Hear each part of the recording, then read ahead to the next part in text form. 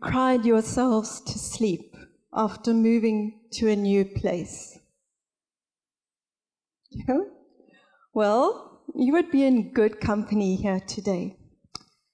Because my big question is, why is it so disruptive to close off things in one place and start a new life in another, even if this change was something we desired and actively pursued? Searching for the answer to this question led me to my experience of relocating to Mauritius almost a year ago. I had left behind a 30-year life of family, friends, and a busy career to start a job in a country I had never even visited before. 8 months into my new life, the honeymoon phase was over. What had initially been an exciting challenge had just turned into routine, and the novelty of my surroundings was no longer sustaining me. I was feeling tired, depressed, demotivated, and mostly confused about what was happening to me because I had wanted this move. I realized that if this change was having such a big impact on me, it was likely that there might be others who could relate to what I was going through and who might currently even be experiencing some of these adjustment challenges. In doing the research for my presentation, I was surprised to find that there are, in fact, predictable patterns to the woes, grows, and glows of relocation, and that it's likely that most of us will go through them when we move to a new place. So, today I will be taking a look at what we may expect when we move to a new place, and also consider some ways in which we might deal with the impact of this on our lives. Why is relocation to a new place so stressful? One of the reasons is that at core, we are creatures of habit, and we like the safe and the known. Moving strips us of the familiar trappings of our life. We may become completely disorientated and sometimes feel completely overwhelmed by the sheer newness of everything. As we try to adjust, we may long for the predictability and the sense of control that we left behind, and we may even start doubting the wisdom of our decision to relocate. First night I spent in Mauritius was possibly the worst of my life. I hardly slept, waking every couple of hours with a feeling of utter dread in my stomach. What on earth had I done, giving up a successful and a happy life to settle on an island in the middle of nowhere where I knew no one? But when we are feeling stretched, alone, and scared in the new place, it's just about impossible to connect with that craving for adventure and independence that brought us here in the first place. These early days of relocation can also be a time of loneliness and fear. We are worried that we won't be able to cope with our work. We worry about making new friends and that the life we left behind won't be the same when we return, that family and friends will have forgotten about us. Then there's also sometimes the pressure to give something back to those at home because of the opportunity granted us, because we were the chosen ones above others. The first time I went back home, I didn't know what to expect. How would I feel when I met up with my old friends? Would we still have something left to say to one another? Would they want to hear about my new life? Would I still even care about theirs? During these early days, a sense of isolation and emotional numbness may permeate our days, leaving us feeling confused and disconnected. The only solace may well be contact with family and friends from our old lives, giving us the strength to carry on. When I arrived in Mauritius, my colleagues and I were accommodated in Lisl residence. And in those days, the Wi-Fi there was very unreliable. But I happened to discover that the bathrooms in the Sky Room, for some reason, had the very best Wi-Fi in the building. So during my first month in Mauritius, I spent many hours sitting on a closed toilet, talking with the people back home, with them wondering why on earth my voice had such a strange, echoey ring to it. Leaving home may sometimes bring up memories of unresolved losses from the past. This can make adjusting to the new place even harder. It can feel like there's a kind of noise in our heads, which makes meeting obligations and commitments in our new context seem surprisingly difficult, sometimes even insurmountable. We may feel vulnerable and helpless, as if hit by a self-imposed earthquake, wondering what is happening to us. And we may fear that we will never get our happy, confident selves back again. All these unsettling experiences can be thought of as anxiety stress, a common outcome of relocation. It is an overwhelmed, uneasy, apprehensive, and worrisome state of mind which makes us feel inadequate and unable to cope. It's interesting to note that monkeys who were subjected to the stress of relocation in a research study suffered just as we do, exhibiting increases in neurotic behavior, elevated levels of cortisol, which is the stress hormone, and sleep disturbances. So, it is not a figment of our imagination that moving is demanding and exhausting, and it will probably not work to simply pull ourselves together and get over it. Fortunately, there is light at the end of the tunnel, and if we embrace, or at most survive, the challenges of relocation, it can launch us onto an exciting path of expansion. There are ways in which moving to a new place can strengthen us, increase our resilience, and make us more resourceful than ever before. The grows of relocation. One such positive outcome is that in order to deal with the anxiety and helplessness of being out of our comfort zone, we become more flexible. We develop new skills and resort to different approaches, even though these novel behaviors might be uncomfortable or scary at first. The level of discomfort associated with my own growth process took me completely by surprise. Before moving to Mauritius, I had longed for a new challenge that would force me to know myself better and develop new skills. I couldn't believe my luck when I was actually offered my current job. To grow seemed such a noble and amazing thing to be able to do. But I never dreamt it would be so difficult and in such unexpected ways. The lessons I have learned have terrified me, challenged me, and almost defeated me. But ultimately, they pushed me to grow, and I feel different on the inside now. As with all major transitions, moving also provides a powerful opportunity to heal parts of ourselves that don't emerge unless we are in the midst of significant change. In my own case, living alone away from my family initially made me quite anxious. I hated that feeling that I could fall over and die in my apartment and no one would even know.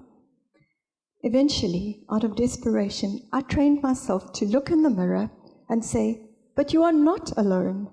Look, there you are. There is somebody here with you."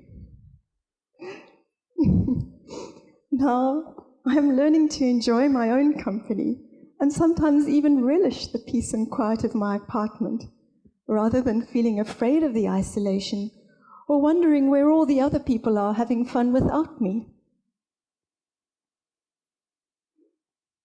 Relocation offers further occasion for growth by teaching us to be more independent, emotionally, physically, and financially.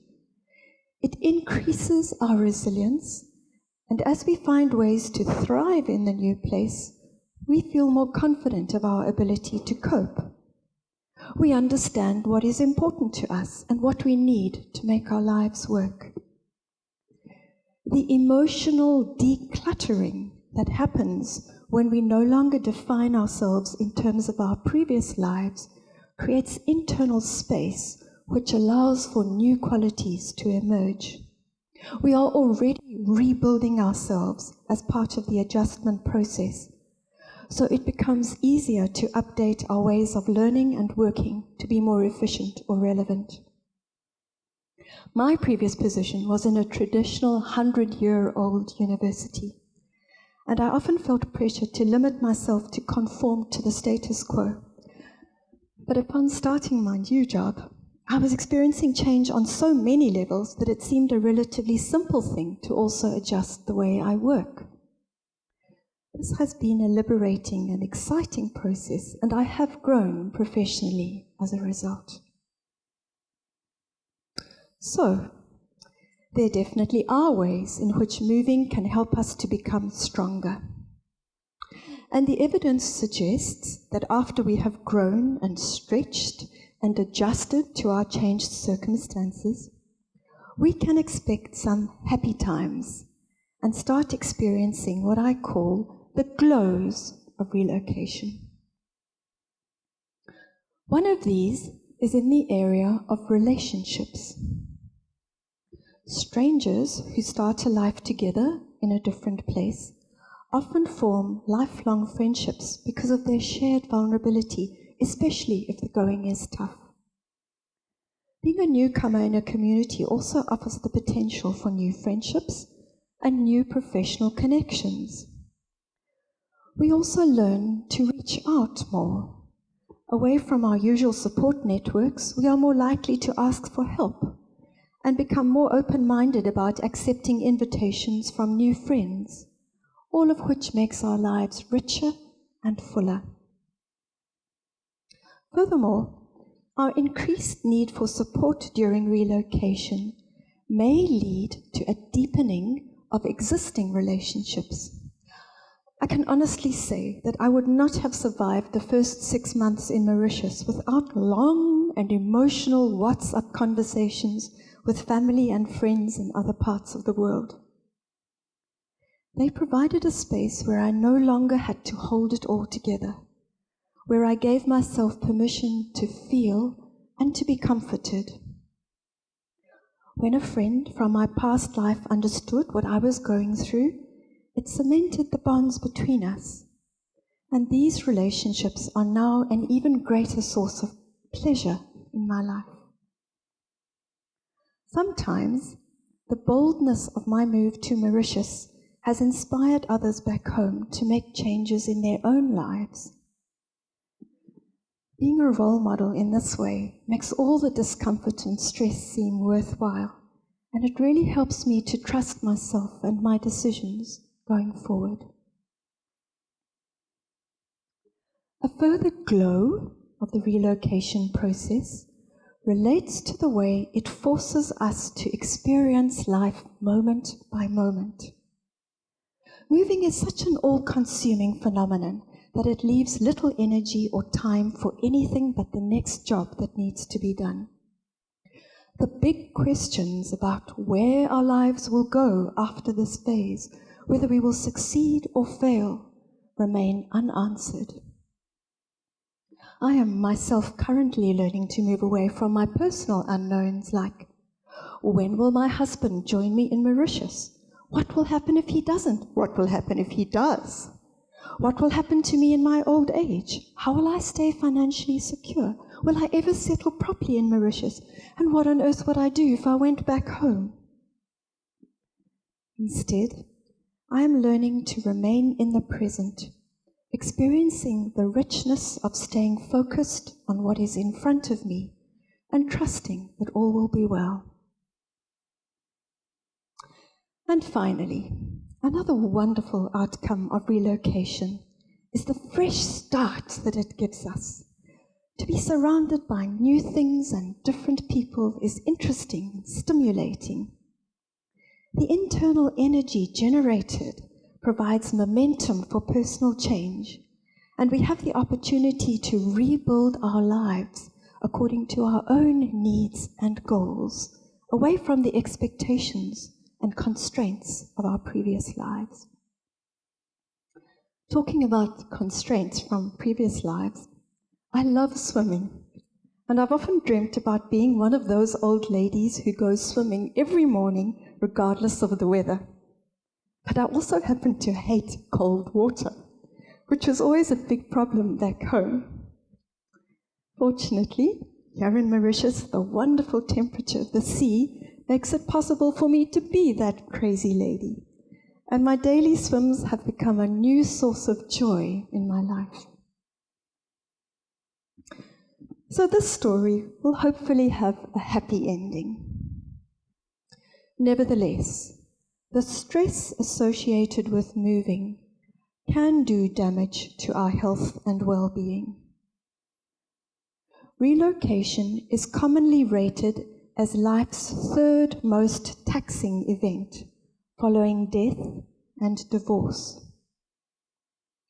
So I would like to end by sharing with you some best practices towards consciously managing the process so that the discomfort of relocation can also bring you equivalent levels of growth and healing.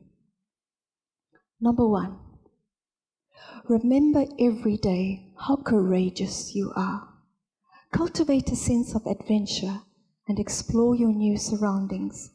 Take the risk of getting involved, but also have a safe place to retreat to when you've had enough.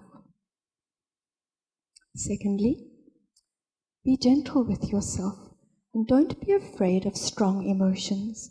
They are quite normal and will change as you settle. Be patient and accept help and maintain those important relationships back home.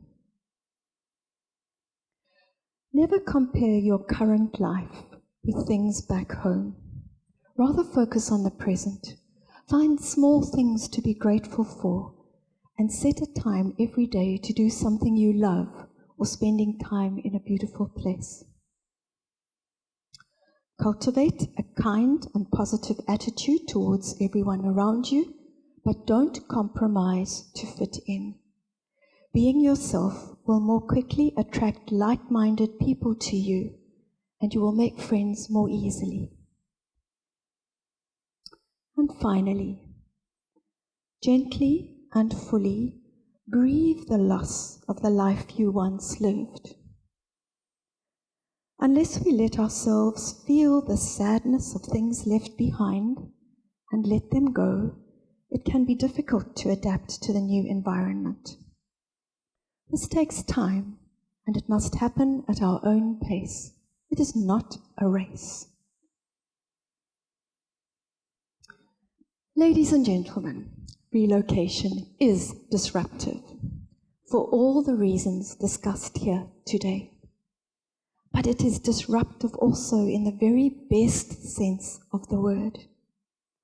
The sad, lonely, and distressed phase usually paves the way for better things to come. In short, relocation can feel like one of the worst times of our lives, but it may also launch us to the very best. Thank you.